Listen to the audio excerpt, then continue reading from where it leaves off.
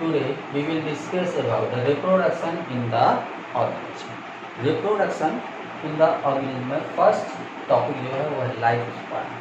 Life span is the time period since birth to natural birth से लेकर natural death के बीच का जो टाइम पीरियड होता है उसको हम बोलते हैं लाइफ स्पैन. इसमें एक डेफिनेट लाइफ साइकिल चलती है जिसमें एक बर्थ होता है, बर्थ के बाद उसमें ग्रोथ होगी, ग्रोथ होने के बाद वो मैच्योर होगा इंडिविजुअल, मैच्योर इंडिविजुअल रिप्रोडक्शन करेगा, रिप्रोडक्शन करने के बाद अपने जैसे ऑफस्प्रिंग प्रोड्यूस करेगा और धीरे धीरे उसमें सेनेसेंस मीन्स बुढ़ापा आएगा और बुढ़ापा आने के बाद उसकी डेथ हो जाएगी. ये डेफिनेट टाइम पीरियड जो होता है इसको हम बोलते हैं life span. Reproduction is the production of offspring similar to itself. Reproduction में अपने जैसे ऑफस्प्रिंग प्रोड्यूस करने की कैपेसिटी मीन्स रिप्रोडक्शन के बाद जो भी ऑफस्प्रिंग प्रोड्यूस होंगे वो सिमिलर होंगे पेरेंट्स के सिमिलर ऑफस्प्रिंग प्रोड्यूस होंगे.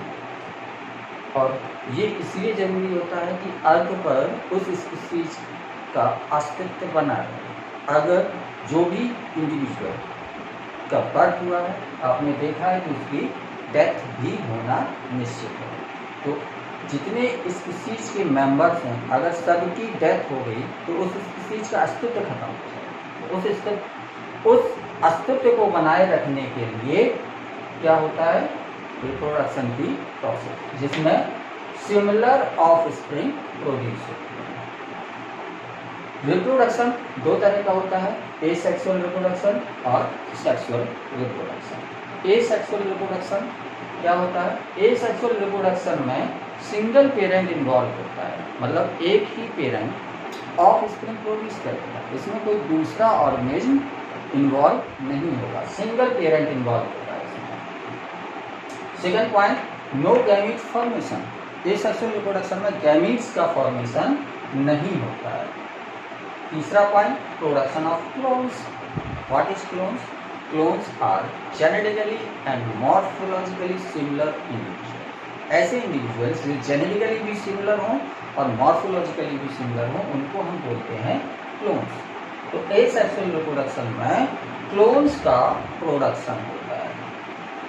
Types of asexual reproduction. Asexual reproduction के जो मेन टाइप हैं यहाँ पर हम केवल उनको डिस्क्राइब करेंगे. इसमें पहला टाइप है फिशन, दूसरा बर्डिंग, तीसरा फ्रेगमेंटेशन, चौथा रीजनरेशन, पांचवा स्पोर फॉर्मेशन, छठवां कॉनिडिया फॉर्मेशन और सातवां वेजिटेटिव प्रोपगेशन. इन सारे टाइप्स को हम शॉर्ट में डिस्क्राइब करते हैं. Fission, what is fission? Fission is formation of offspring by division of the body. एक कोई इंडिविजुअल होगा उसकी बॉडी में डिवीजन होगा और डिवीजन होने के बाद न्यू ऑफस्प्रिंग का प्रोडक्शन होगा. इसको दो टाइप होते हैं, एक होता है बाइनरी फिजन और दूसरा होता है मल्टीपल फिजन. बाइनरी फिजन में एक पेरेंट से दो ऑफस्प्रिंग प्रोड्यूस होंगे जबकि मल्टीपल फिजन में एक पेरेंट से ढेर सारे ऑफस्प्रिंग प्रोड्यूस होंगे. पहले हम देखते हैं बाइनरी फिजन को. जब बाइनरी फिजन होना होता है तो सबसे पहले इंडिविजुअल में ग्रोथ होती है और ग्रोथ होने के बाद उसका साइज बड़ा हो जाता है. इसके बाद इसमें पहले होगा न्यूक्लियस का डिवीजन. नियरली इक्वल न्यूक्लियस, जो डिवीजन होगा न्यूक्लियस का वो नियरली इक्वल होगा, एग्जैक्टली इक्वल नहीं होगा. मतलब दोनों पार्ट न्यूक्लियस के लगभग समान होंगे, पूरे एक जैसे नहीं होंगे, मतलब बिल्कुल इक्वल डिवीजन नहीं होगा. जेनेटिक मटेरियल जो भी होगा उनमें थोड़ा बहुत डिफरेंस होगा. इसके बाद इसमें होता है साइटोप्लाज्मिक डिवीजन, मतलब साइटोप्लाज्म डिवाइड करेगा और साइटोप्लाज्म डिवाइड करते करते धीरे धीरे ये 2 डॉटर सेल्स में डिवाइड हो जाएगा. इसमें एक पेरेंट्स से या मदर सेल से दो मदर दो डॉटर सेल का फॉर्मेशन हुआ है, this is binary fission. Multiple fission में क्या होता है? मल्टीपल फिजन में एक पेरेंट से या एक मदर सेल से एक से ज़्यादा सेल्स का एक से ज़्यादा डॉटर सेल्स का प्रोडक्शन होगा। ये पेरेंटल सेल है, इसमें क्या होगा? एडवर्स कंडीशन में ये इसका न्यूक्लियस ढेर सारे न्यूक्लियस में डिवाइड हो जाएगा, ढेर सारे पार्ट में डिवाइड हो जाएगा और इनके ऊपर साइटोप्लाज्म का एक्युमुलेशन हो जाएगा। और साइटोप्लाज्म का एक्युमुलेशन होने के बाद जैसे ही फेवरेबल कंडीशन आती है, ये रप्चर कर जाएंगी और ये डॉटर सेल्स बाहर स्प्रेड हो जाएंगी। तो एक पेरेंटल सेल से कई सारी डॉटर सेल्स का फॉर्मेशन हुआ है। ये जनरली एडवर्स कंडीशन में होता है और इसका एग्जाम्पल होता है प्लाज्मोडियम। प्लाज्मोडियम मलेरियल पैरासाइट होता है, मलेरियल पैरासाइट में मल्टीपल फिजन होता है। जबकि बाइनरी फिजन का एग्जाम्पल अमीबा में या जो बैक्टीरिया होते हैं इनमें जनरली जो डिवीजन होता है वो बाइनरी फिजन से होता है, जबकि मल्टीपल फिजन प्लाज्मोडियम में होता है। दूसरा टाइप है इसका बडिंग। बडिंग में क्या होता है? पेरेंटल बॉडी से, जैसे इसका एग्जाम्पल होता है हाइड्रा, ये पेरेंटल बॉडी है। हाइड्रा की पेरेंटल बॉडी से एक स्मॉल आउटग्रोथ निकलेगी जो पेरेंट की तरह दिखेगी। बाद में ये पोर्शन डिटैच हो जाएगा, अलग हो जाएगा और न्यू हाइड्रा का फॉर्मेशन करेगा। तो ओल्ड हाइड्रा एज सच बना रहेगा और न्यू हाइड्रा प्रोड्यूस हो जाएगा। This is called budding. इसमें स्मॉल आउटग्रोथ होगी और वो आउटग्रोथ पेरेंट का शेप लेगी और डिटैच हो जाएगी पेरेंटल बॉडी से और न्यू ऑर्गेनिज्म का फॉर्मेशन करेगी। थर्ड टॉपिक इज फ्रेगमेंटेशन और रीजनरेशन। ये दोनों मिलते जुलते होते हैं, इनमें बहुत थोड़ा सा डिफरेंस होता है। हम एक एग्जाम्पल लेके चलते हैं स्टार फिश का। ये स्टार फिश है। स्टार फिश में एक सेंट्रल डिस्क और अगर हम फ्रेगमेंटेशन को देखें, तो फ्रेगमेंटेशन में क्या होगा? ये स्टार फिश में किसी इंजरी की वजह से इतना पोर्शन टूट के अलग हुआ है, ये पूरी बॉडी से इतना पोर्शन टूट के अलग हो गया जिसमें सेंट्रल डिस्क का थोड़ा सा पोर्शन था। तो ये वाला पोर्शन न्यू स्टार फिश का फॉर्मेशन कर लेगा, ये वाला दूसरी स्टार फिश का फॉर्मेशन करेगा। This is called fragmentation. और रीजनरेशन में मान लीजिए क्या होगा? ये वाला हिस्सा स्टार फिश की केवल इतनी आर्म टूट के अलग हुई जिसमें सेंट्रल डिस्क का कोई पोर्शन नहीं था, तो ये वाला पोर्शन बेकार हो जाएगा। ये वाला पोर्शन बेकार हो जाएगा, न्यू स्टार फिश का फॉर्मेशन नहीं करेगा। इसमें क्या होगा? केवल ये आर्म जो टूटी थी, केवल यही आर्म दोबारा से फिर से बन जाएगा। This is called regeneration. तो रीजनरेशन में केवल एक ऑर्गेनिज्म होगा और फ्रेगमेंटेशन में एक ऑर्गेनिज्म से दो ऑर्गेनिज्म का फॉर्मेशन हो जाएगा। रीजनरेशन और फ्रेगमेंटेशन को हम इजीली समझ सकते हैं कैसे? फ्रेगमेंटेशन में आपने काली माता को देखा होगा कि वो राक्षस को नीचे लिए रहती है और थप्पड़ में ब्लड, क्योंकि वो राक्षस जो था उसका ब्लड अगर कहीं गिर जाता था तो वो उस ब्लड से क्या होता था? एक नया राक्षस बन जाता था। इसलिए उन्होंने उसके ब्लड को जमीन में नहीं गिरने दिया। तो ये प्रोसेस फ्रेगमेंटेशन की थी, उसकी बॉडी पार्ट टूट के अलग हुआ और उससे नया इंडिविजुअल बन जाता था। ये क्या है? फ्रेगमेंटेशन। रीजनरेशन आपने रावण को देखा होगा, रावण के बारे में सुना होगा कि उसका सर काटते थे और सर उसका दोबारा फिर से उगाता था। जो सर गिरता था वो नया रावण नहीं बनाता था। That is regeneration.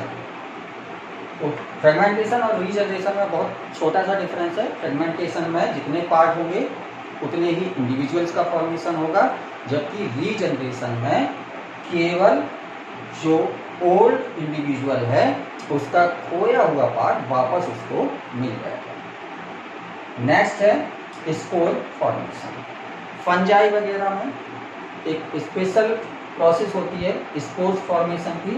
इसमें क्या होगा कि बॉडी का कोई पार्ट, जैसे फंगस की बात करें तो इसमें हाइफी का टर्मिनल पोर्शन में क्या होगा, ढेर सारा साइटोप्लाज्म एक्यूमुलेट हो जाएगा और इसके अंदर जो न्यूक्लियस होगा वो न्यूक्लियस डिवाइड करके कई सारे न्यूक्लियस बना लेगा और इनके ऊपर साइटोप्लाज्म एक्यूमुलेट हो जाएगा। एक्यूमुलेट होने के बाद ये जो पार्ट बने इनको हम बोलेंगे स्पोर्स। अब ये जो पार्ट है जिसमें स्पोर्स का फॉर्मेशन हो रहा है इसको हम बोलेंगे स्पोरेंजियम।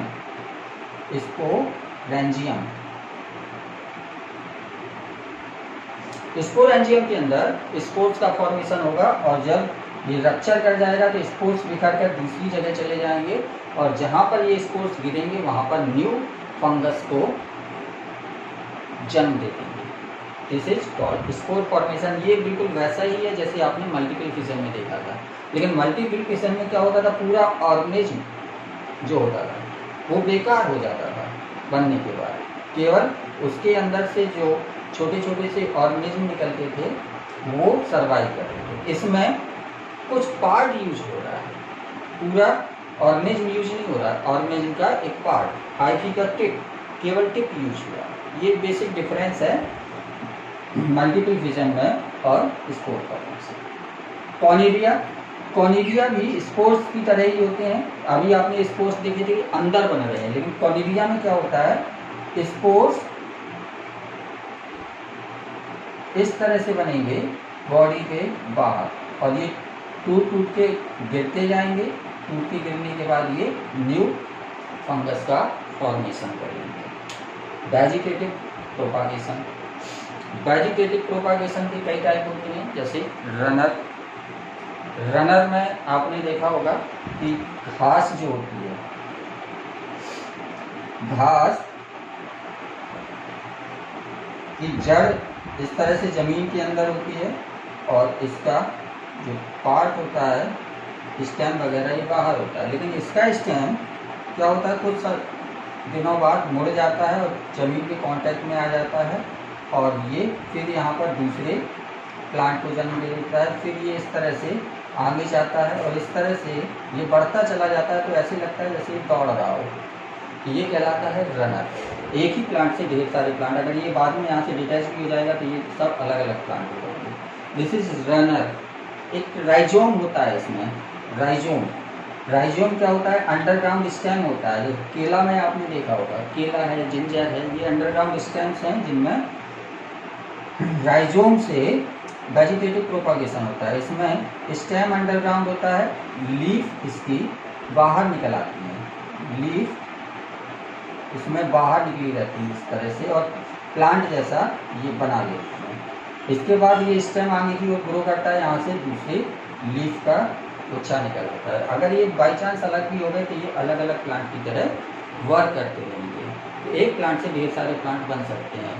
बनाना में ये होता है और जिंजर में ये होता है। वेजिटेटिव प्रोपागेशन ब्रायोफिल्लम की लीफ में भी होता है। ब्रायोफिल्लम की जो लीफ होती है इसमें बर्ड्स प्रेजेंट होती हैं और इन बर्ड्स जब ये लीफ सूखकर नीचे गिर जाती हैं तो सूखकर नीचे गिरने पर के बाद क्या होता है, इनमें जो बर्ड्स होती हैं, नीचे आपको फिगर दिखाई नहीं दिया है, ऊपर इसको फिर से बना रहे हैं कि ये ब्रायोफिल्लम की लीफ है। इसमें जगह जगह पर बर्ड्स होती हैं और जब ये लीफ सूखकर नीचे गिर जाती है तो इन बर्ड्स से क्या होता है, न्यू प्लांट का फॉर्मेशन हो जाता है। ये लीफ से वेजिटेटिव प्रोपागेशन है। आलू में भी आपने देखा होगा, पोटैटो में आइज होती है और जब ये आइज सुटेबल इन्वायरमेंट पा लेती है तो इनसे न्यू प्लांट्स का फॉर्मेशन होने लगता है। तो ये सब क्या है, vegetative propagation. This is all about asexual reproduction. अब हम आते हैं on sexual reproduction. Sexual reproduction में दो पेरेंट्स इन्वॉल्व होते हैं। जनरली दो पेरेंट इन्वॉल्व होते हैं, एक मेल पेरेंट, दूसरा female parent. Male parents male gamete का फॉर्मेशन करते हैं, फीमेल पेरेंट फीमेल गैमीट का फॉर्मेशन करता है। गैमीट्स का फॉर्मेशन इनमें होता है, अभी बताया, मेल पेरेंट मेल गैमीट बनाएगा, फीमेल पेरेंट फीमेल गैमीट बनाएगा। जेनेटिकली डिफरेंट ऑफस्प्रिंग प्रोड्यूस होते हैं। इसमें मेल पेरेंट मेल गैमीट और फीमेल गैमीट का फ्यूजन होता है। मेल गैमीट और फीमेल गैमीट का फ्यूजन होने की वजह से क्या होगा, जीन इसके अलग होंगे, इसके अलग होंगे, दोनों मिक्स जीन के। जो मदर से जीन आए वो भी पूरे नहीं है ऑफस्प्रिंग में, जो फादर से आए वो भी पूरे नहीं है, दोनों के आधे आधे जीन मिल रहे हैं। जो ऑफस्प्रिंग होगा उसमें ना तो एग्जैक्टली मदर की तरह जीन्स होंगे, ना ही फादर की तरह जीन्स होंगे, इसलिए इसको हम क्या बोलते हैं, जेनेटिकली डिफरेंट और क्लोन्स इसमें नहीं बनेंगे। सेक्सुअल रिप्रोडक्शन को बेसिकली हम 3 पार्ट में पढ़ते हैं। पहला है प्री फर्टिलाइजेशन इवेंट्स, दूसरा फर्टिलाइजेशन इवेंट्स और तीसरा post fertilization events. Fertilization events, pre fertilization events को हम देखते हैं। प्री फर्टिलाइजेशन इवेंट्स में 2 प्रोसेसेस आती हैं, गैमेटोजेनेसिस की और गैमीट ट्रांसफर की। गैमेटोजेनेसिस मतलब गैमीट्स का प्रोडक्शन। गैमीट्स का प्रोडक्शन कैसे होगा, कोई एक सोमैटिक सेल, सोमैटिक सेल में माइटोसिस डिवीजन होती है और ग्रोथ होता है। लेकिन अगर कोई जेनेटिक सेल है तो वो सेल क्या करेगी, मियोटिक डिवीजन करेगी, और मियोटिक डिवीजन के करने के बाद हैप्लॉइड गैमीट्स का फॉर्मेशन होता है। मियोसिस और माइटोसिस को आपने डिटेल में पढ़ा होगा 11th क्लास में, तो यहाँ पर हम उसको डिटेल में नहीं बता रहे हैं। गैमेटोजेनेसिस में क्या होता है, जेनेटिक सेल मियोसिस डिवीजन करती है और हैप्लॉइड गैमीट्स का फॉर्मेशन करेगी। अगर मेल पेरेंट है तो वो हैप्लॉइड गैमीट मेल गैमीट बनाएगी, और फीमेल पेरेंट है तो वो हैप्लॉइड फीमेल गैमीट का फॉर्मेशन करेगी। गैमीट ट्रांसफर, गैमीट ट्रांसफर में क्या होता है, गैमीट्स को जो मेल पेरेंट है उसके पास मेल गैमीट होगा, फीमेल पेरेंट के पास फीमेल गैमीट होगा, तो मेल गैमीट को फीमेल गैमीट के पास भेजा जाएगा। इसको हम बोलते हैं गैमीट ट्रांसफर। गैमेटोजेनेसिस में गैमीट्स का प्रोडक्शन होगा, और ये गैमीट्स 3 तरह के हो सकते हैं। पहला टाइप है इसका आइसोगैमीट्स। आइसोगैमीट्स क्या होते हैं, जब दोनों गैमीट्स शेप और साइज में बिल्कुल सिमिलर होते हैं, इनको हम बोलते हैं आइसोगैमीट्स। अगर गैमीट्स शेप और साइज में सिमिलर नहीं है, इनको हम बोलेंगे एनआइसोगैमीट्स। एनआइसोगैमीट्स, एक छोटा एक बड़ा हो सकता है, एक छोटा और एक बड़ा हो सकता है। और तीसरा टाइप इसका होता है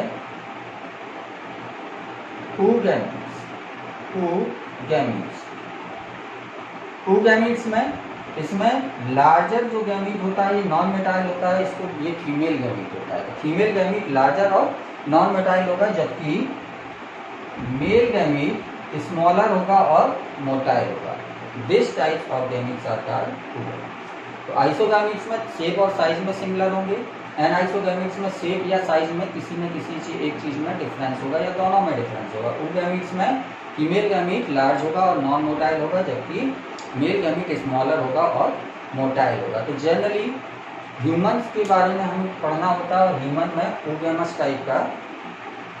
oogametes टाइप के गैमीट्स का फॉर्मेशन होता है, और मेल गैमीट का ट्रांसफर होता है to the female. Second step आते हैं फर्टिलाइजेशन इवेंट्स। फर्टिलाइजेशन इवेंट्स में मेल गैमीट और फीमेल गैमीट्स दोनों एक दूसरे के पास आते हैं, और इसके 2 टाइप होते हैं, एक्सटर्नल फर्टिलाइजेशन और इंटरनल फर्टिलाइजेशन। एक्सटर्नल फर्टिलाइजेशन में मेल गैमीट और फीमेल गैमीट दोनों बॉडी के बाहर एक दूसरे से मिलते हैं, जबकि इंटरनल फर्टिलाइजेशन में बॉडी के अंदर मेल गैमीट और फीमेल गैमीट का मिलान होता है। एक्सटर्नल फर्टिलाइजेशन का आप एग्जाम्पल देखें तो फिशेस और फ्रॉग। फिश और फ्रॉग क्या करते हैं, ये शैलो वाटर में फीमेल जाती है, वहाँ पर स्पॉन के फॉर्म में एग्स को लेकर के, और इसी के पास में मेल आकर स्पर्म्स को रिलीज कर देगा और ये स्पर्म्स इस स्पॉन के अंदर जाके एग को फर्टिलाइज कर देते हैं। तो ये बॉडी के बाहर हुई है process. This is external fertilization. Internal fertilization में मेल अपने स्पर्म्स को फीमेल की बॉडी के अंदर ट्रांसफर करता है। जैसे बर्ड्स, रेप्टाइल्स, मैमल्स, इनमें ज़्यादातर कैसा होता है, internal fertilization. Last is post fertilization events. Post fertilization events में जाइगोट का फॉर्मेशन होता है और एम्ब्रियोजेनेसिस होती है। जाइगोट का फॉर्मेशन क्या कहलाता है, जब मेल गैमीट और फीमेल गैमीट दोनों का फ्यूजन होता है, तो दोनों के फ्यूजन होने के बाद एक डिप्लॉयड स्ट्रक्चर बनता है। ये डिप्लॉयड स्ट्रक्चर कहलाता है जाइगोट। ये डिप्लॉयड स्ट्रक्चर जाइगोट कहलाता है।